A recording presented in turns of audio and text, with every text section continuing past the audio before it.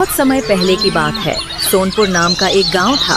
उस गांव के किनारे एक छोटा सा टूटा फूटा घर था। उस घर की दीवारों में दरारें तो थीं, पर उससे भी गहरी दरारें वहां रहने वालों के दिल में थीं। उस घर में सिर्फ 3 लोग थे, चंपा, उसकी सास सरला और उसकी मासूम बेटी मोनी। महज कुछ दिनों पहले ही चंपा के पति की मृत्यु हो गई थी। घर का चूल्हा जलता रहे, इसलिए चंपा गांव के एक रसूखदार धनीराम सेठ के यहाँ मजदूरी करने लगी। धनीराम, जो नाम का तो धनी था, पर दिल का उतना ही कंगाल। उसके काले कारनामे पूरा गांव जानता था। एक सुबह चंपा काम के लिए घर से निकल पड़ी। घर की जिम्मेदारियों और मोनी को सुलाने के चक्कर में वह थोड़ी लेट हो गई थी। जैसे ही वह सेठ की चौखट पर पहुंची, धनीराम उस पर चीख पड़ा। ओ महारानी, ये तेरे बाप का घर है क्या, जो जब मन किया चली आई? घड़ी देखना भूल गई है, या फिर गरीबी ने दिमाग भी खा लिया है? साफ सुन ले, कल से 1 मिनट भी ऊपर नीचे हुआ तो सीधी पगार काट लूंगा। मुफ्त की रोटी नहीं तोड़ती यहाँ तू, समझी? गवार कहीं की। माफ कर दीजिए सेठ जी, बस आज थोड़ी देर हो गई, आगे से ऐसा नहीं होगा, गलती हो गई मुझसे। धनीराम बड़बड़ाता हुआ वहां से चला गया। चंपा भारी मन से काम पर लग गई और सोच में डूब पड़ी। गवार? इसने मुझे गवार कहा? जमींदार, अगर आज मेरी किस्मत का सितारा गर्दिश में न होता ना, तो तुझे दिखाती कि जिस कागज के टुकड़ों को तू पगार कहता है, वैसी डिग्रियां मैंने गोल्ड मेडल के साथ हासिल की हैं। मैं उस यूनिवर्सिटी की टॉपर थी जहां तेरे जैसे लोग कदम रखने से भी डरते हैं। चंपा धीरे धीरे शाम होते होते घर का पूरा काम खत्म कर घर जाती है।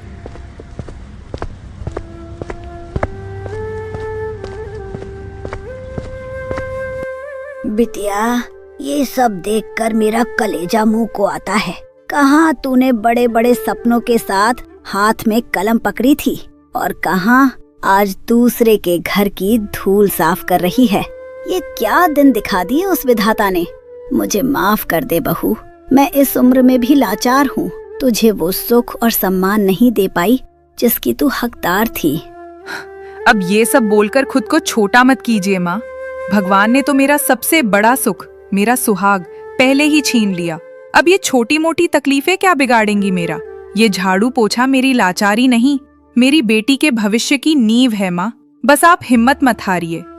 चंपा ने लंबी सांस ली और अपनी सोती हुई बेटी मोनी को देखी और बोली, चलो माँ, अब ये सब सोचकर मन भारी मत करो। आज सो जाते हैं, कल छुट्टी है, तो मैंने सोचा है कि बिटिया को कहीं बाहर घुमाने ले जाऊंगी।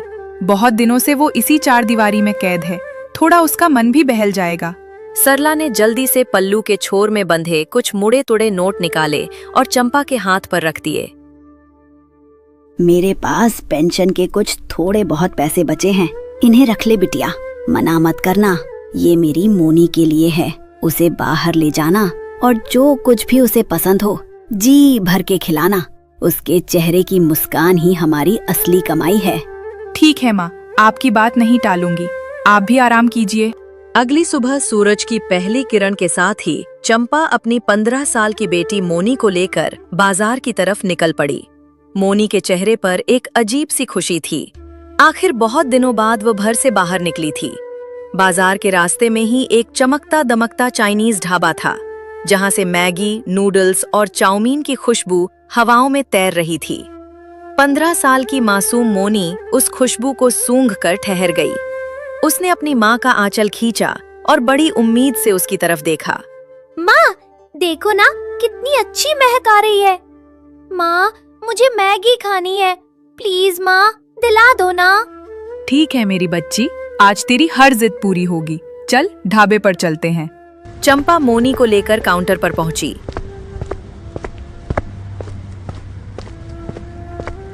वहां एक घमंडी किस्म का आदमी खड़ा था। चंपा ने शालीनता से उससे कहा, भाई साहब, मेरी बेटी को मैगी खानी है, जरा एक प्लेट बढ़िया सी मैगी लगा दीजिए। उस ढाबे वाले ने चंपा के साधारण और फटे पुराने कपड़ों को ऊपर से नीचे तक देखा और उसके चेहरे पर हिकारत के भाव आ गए। है बहन जी, आगे बढ़ो आगे बढ़ो, यहाँ गरीबों के लिए कुछ नहीं मिलता।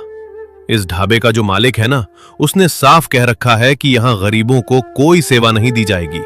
चंपा को धक्का सा लगा, पर उसने खुद को संभाला। भैया, मैं यहाँ भीख नहीं मांग रही हूँ, मैं इसके पूरे पैसे दूंगी। आप पैसे ले लीजिए और मेरी बेटी को मैगी दे दीजिए। यहां पैसे नहीं स्टेटस देखा जाता है बहन जी।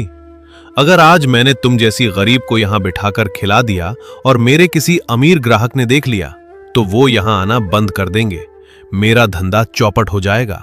भैया, मेरी बेटी का सपना है। आज पहली बार मैं इसे कहीं बाहर लेकर आई हूँ और पहली बार इसने मुझसे कुछ मांगा है। एक माँ का दिल रख लो भैया। मुझे माफ करो, अगर मैंने तुमको यहां कुछ भी दिया तो मेरी नौकरी चली जाएगी। भाई साहब, आखिर किसका है ये ढाबा? गांव के सबसे बड़े जमींदार धनीराम सेठ का। धनीराम का नाम सुनते ही चंपा के अंदर का स्वाभिमान जाग उठा। कोई बात नहीं बेटा, चल मैं बाजार से मैगी खरीदकर खुद अपने हाथों से तेरे लिए इससे भी अच्छी मैगी घर पर बनाऊंगी। चल यहाँ से। ठीक है माँ, चलो। दोनों आगे बढ़े और किराने की दुकान से मैगी, नूडल्स और सारे जरूरी मसाले खरीदे। घर पहुंचकर चंपा ने चूल्हा जलाया और मैगी बनाना शुरू किया। चंपा के हाथों में एक जादू था। जब उसने मसालों को मैगी के साथ पकाया तो उस छोटे से घर से ऐसी लाजवाब और सौंधी महक उठी कि वो पूरे रास्ते में फैल गई। ठीक उसी समय शहर से आ रहा एक अमीर पति पत्नी का जोड़ा उस रास्ते से गुजर रहा था। बाजार की तरफ जाते हुए जैसे ही उस दिव्य महक ने उनके कदमों को छुआ, वे वहीं ठहर गए। वे खुद को रोक नहीं पाए और चंपा के टूटे फूटे घर के दरवाजे पर आ गए। कोई है घर में? जी, कोई है क्या? चंपा बाहर आई। जी बोलिए, कौन है आप लोग? अरे बहन, हम लोग शहर से आ रहे थे और बाजार की तरफ जा रहे थे, पर आपके घर से कुछ बनने की इतनी लाजवाब महक आई कि हमारे कदम यहीं रुक गए। क्या आप हमें बता सकती हैं कि आप क्या बना रही हैं? अरे कुछ खास नहीं, बस बेटी के लिए मैगी बनाई है। अगर आप लोगों को खाना है तो संकोच मत कीजिए, अंदर आ जाइए। बिल्कुल बिल्कुल, क्यों नहीं। दोनों अंदर आ गए। चंपा ने उन्हें सत्कार के साथ बिठाया और मैगी परोसी। मैगी का पहला कौर मुंह में डालते ही दोनों की आंखें फटी की फटी रह गईं। अद्भुत! मैंने बड़े बड़े होटलों में खाया है, पर ऐसा स्वाद और ऐसा सटीक मसालों का तालमेल आज तक कहीं नहीं चखा। बहन, तुम्हारे हाथों में तो साक्षात अन्नपूर्णा का वास है। बातों बातों में पत्नी ने चंपा के चेहरे की उदासी भांप ली और उसके परिवार के बारे में पूछा। चंपा की आंखें भर आईं। क्या बताऊं भाई साहब, मेरे पति थे जो 2 साल पहले गुजर गए। वो बहुत अच्छे इंसान थे, मुझे खूब पढ़ाया लिखाया। वो मुझे डॉक्टर बनते देखना चाहते थे, पर उनके जाने के बाद हालात ऐसे बदले कि डिग्री धरी की धरी रह गई और आज मुझे पेट पालने के लिए दूसरों के घरों में झाड़ू पोछा और मजदूरी करनी पड़ती है। अब तो हालात ये हैं कि मैं अपनी इस बिटिया को आगे पढ़ा भी नहीं पा रही हूँ। चंपा की कहानी सुनकर उन दोनों पति पत्नी का दिल पसीज गया। उनकी आंखों में भी नमी आ गई। कोई बात नहीं बहन, हालातों से डरते नहीं, उनसे लड़ते हैं। तुम्हारी काबिलियत इस गरीबी में छिपने के लिए नहीं बनी है। वैसे तुम सुबह कितने बजे काम पर निकलती हो? मैं सुबह ठीक 5 बजे काम के लिए निकल जाती हूँ। तो सुनो चंपा, कल तुम काम पर मत जाना। कल हम सुबह ठीक इसी समय फिर यहाँ आएंगे और तुम्हारे लिए एक बहुत बड़ा सरप्राइज लेकर आएंगे। बस तुम कहीं जाना मत, हमारा इंतजार करना। ठीक है भाई साहब, मैं कहीं नहीं जाऊंगी। इतना बोलकर वो दोनों चंपा का शुक्रिया अदा करके वहां से चले गए। चंपा ने बड़े प्यार से अपनी बेटी मोनी को मैगी खिलाई, जिसके चेहरे पर अब दुनिया भर की खुशी थी। फिर चंपा ने अपनी बूढ़ी सास सरला को भी मैगी दी। सबने तृप्त होकर मैगी खाई और कल के उस अनजाने सरप्राइज की उम्मीद दिल में लिए सब चादर तान कर सो गए। अगली सुबह के अभी 5 भी नहीं बजे थे कि चंपा के घर के बाहर से आवाज आई। चंपा बहन, ओ चंपा बहन, जल्दी उठो और बाहर आओ, देखो हम तुम्हारे लिए क्या लाए हैं। आवाज सुनकर चंपा की नींद खुल गई। उसकी सास सरला और छोटी मोनी भी हड़बड़ाकर बाहर आ गईं। सामने का नजारा देखकर सबकी आंखें फटी की फटी रह गईं। घर के सामने एक नया सुंदर सा ठेला खड़ा था, जिस पर बड़े बड़े अक्षरों में लिखा मैगी वाली महिला। ठेले पर मैगी के ढेर सारे पैकेट, खुशबूदार मसाले और सारा जरूरी सामान सजा हुआ था। भाई साहब, ये सब क्या है? इतना बड़ा ठेला, ये सारा सामान, मैं कुछ समझ नहीं पा रही। बहन, कल तुम्हारी मैगी खाकर हमें समझ आ गया कि तुम्हारे हाथों में हुनर है। बस मैं इतना ही कर सकता हूँ, तुम्हारे इस हुनर को दुनिया के सामने लाना है। जैसे हमें वो स्वाद पसंद आया वैसे ही सबको आएगा। बस अब तुम हिम्मत मत हारना और आज दोपहर तक गांव के चौराहे पर अपना ये ठेला लगा देना। चंपा की आंखों में खुशी के आंसू छलक आए। भाई साहब, आपका ये एहसान मैं कभी नहीं भूलूंगी। आज आपने मुझे उस धनीराम सेठ की गुलामी से आज़ाद कर दिया। अब मुझे मौका मिला है उसे ये दिखाने का कि एक गरीब के हाथों के स्वाद में कितनी ताकत होती है। बेका, आज मुझे तुम दोनों में अपने दिवंगत बेटे की छवि दिख रही है। तुम सच में बहुत नेक हो। भगवान तुम दोनों की जोड़ी हमेशा सलामत रखे और तुम्हें हर खुशी दे। बस माताजी, आपका ये आशीर्वाद ही हमारे लिए बहुत है। अब हम चलते हैं, हमें शहर में बहुत काम है। चंपा बहन, डटी रहना। दोनों मुस्कुराते हुए चले गए। चंपा के अंदर अब एक नया जोश था। उसने तुरंत चूल्हा तैयार किया और मैगी बनाना शुरू किया। जैसे ही उसने अपने खास मसालों का तड़का लगाया, घर से ऐसी मदहोश कर देने वाली खुशबू उठी। दोपहर होते होते चंपा ने अपना ठेला गांव के किनारे सड़क पर लगा दिया। अभी ठेला पूरी तरह लगा भी नहीं था कि उसकी महक ने पूरे गांव को अपनी गिरफ्त में ले लिया। गांव के ज्यादातर लोग गरीब थे, जिन्होंने धनीराम के ढाबे पर कभी कदम भी नहीं रखा था, क्योंकि वहां सिर्फ अमीरों और स्टेटस की कद्र थी। खुशबू का पीछा करते हुए कुछ ग्राहक चंपा के पास आए। अरे चंपा, ये क्या नया काम शुरू किया है? और ये खुशबू कैसी है? पूरा गांव महक रहा है। भाई साहब, ये मैगी है, वही जो बड़े बड़े होटलों और ढाबों में मिलती है। बस फर्क इतना है कि वहाँ ये 50 रुपए की मिलती है और मेरे पास सिर्फ 10 रुपए में। क्या बात कर रही है? हम तो हमेशा से इसे खाना चाहते थे, पर उस धनीराम की वजह से कभी हिम्मत नहीं हुई। चलो आज हमें भी खिलाई दो, देखें तो सही ये मैगी चीज क्या होती है। चंपा ने फुर्ती से 2 प्लेट मैगी तैयार की। जैसे ही उन दोनों ने पहला निवाला लिया, उनके चेहरे खिल उठे। वाह चंपा, क्या लाजवाब मसाले हैं। स्वाद ऐसा कि रूह खुश हो जाए। हम तो स्वाद के नशे में मदहोश हो गए। सच में चंपा, देर मत करो, एक एक प्लेट और लगाओ। जितनी महक अच्छी है, स्वाद उससे दुगना बेहतर है। चंपा ने मुस्कुराते हुए उन्हें एक एक प्लेट और दी। दोनों पैसे देकर और चंपा की तारीफों के पुल बांधते हुए वहां से गए। अब चंपा को समझ आ गया था कि उसके संघर्ष के दिन खत्म होने वाले हैं और उसके हाथों का जादू अब गांव के हर घर तक पहुंचने वाला है। देखते देखते ठेले पर भीड़ जमा हो गई और थोड़ी ही देर में सारी की सारी मैगी खत्म हो गई और वो घर गई। अगली सुबह चंपा फिर उठकर मैगी को अच्छे तरीके से बनाती है और ठेला उसी जगह पर लगा देती है। ठेला लगते ही 2 रईस आदमी उसके ठेले पर आते हैं। आइए बाबूजी, गर्मा गर्म ताजी मैगी तैयार है, सिर्फ 10 रुपए प्लेट।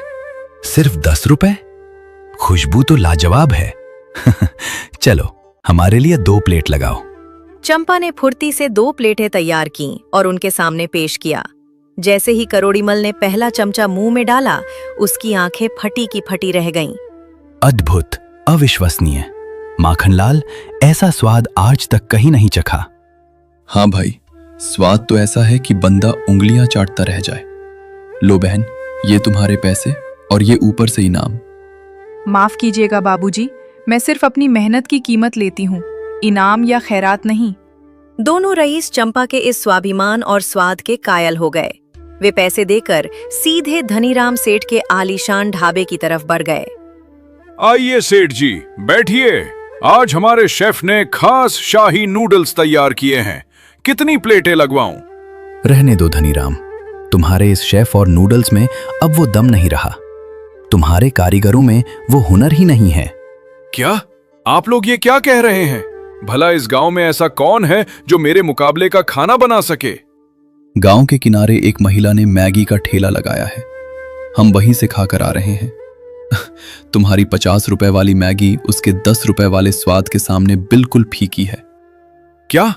कौन सी औरत? ऐसा नहीं हो सकता। मैं अभी जाकर देखता हूं कि किसकी इतनी मजाल हुई। धनीराम सेठ का अहंकार बुरी तरह आहत हो चुका था। वो गुस्से से कांपता हुआ सीधे चंपा के ठेले की तरफ भागा। तू चंपा, तेरी ये हिम्मत! कल तक जो गंवार मेरे घर पर झाड़ू पोछा करती थी वो आज मेरे सामने दुकान खोलेगी। सेठ जी, दुकान छोटी है पर मेरी अपनी है। मेहनत की रोटी कमा रही हूँ। तू यहाँ बस 1-2 दिन की मेहमान है, उसके बाद तेरा ये सब कुछ खत्म कर दूंगा मैं। अभी तो सिर्फ शुरुआत है धनीराम सेठ जी। आप पैसों के घमंड में अंधे हैं, पर हुनर किसी की बपौती नहीं होता। बहुत जबान चलने लगी है तेरी। अभी बताता हूँ तुझे, इस ठेले को तो मैं अभी नाली में पलट देता हूँ। धनीराम का गुस्सा 7वें आसमान पर था। वो चंपा को धमकाने लगा और ठेला पलटने के लिए आगे बढ़ा। तभी अचानक पीछे से एक कड़क और रौबदार आवाज गूंजी। वो वही परदेसी जोड़ा था। खबरदार धनीराम, अगर एक कदम भी आगे बढ़े तो सीधे जेल जाओगे। आप कौन है भाई साहब, और मेरे बीच में क्यों आ रहे हैं? पहचाना मुझे? मैं तुम्हारे यहाँ मजदूरी करने वाले हरिया का बेटा हूँ और आज मैं इस जिले का कलेक्टर बनकर वापस आया हूँ। अरे नीतीश बाबू, गलती हो गई सरकार, मुझे माफ कर दीजिए। मैं तो बस ऐसे ही गलती हो गई। मुझसे नहीं, चंपा बहन से माफी मांग और यहाँ से दफा हो जा। सेठ ने चंपा से माफी मांगी और वहां से भाग गया। ये देख चंपा बहुत खुश हुई। सीख दोस्तों, अक्सर हम जब कभी जिंदगी से हारते हैं तब ऐसा शख्स जरूर आता है जो हमारी पूरी तकदीर बदल देता है। इसलिए कभी हार न माने, अपने हुनर पर भरोसा रखें। वक्त बदलता जरूर है,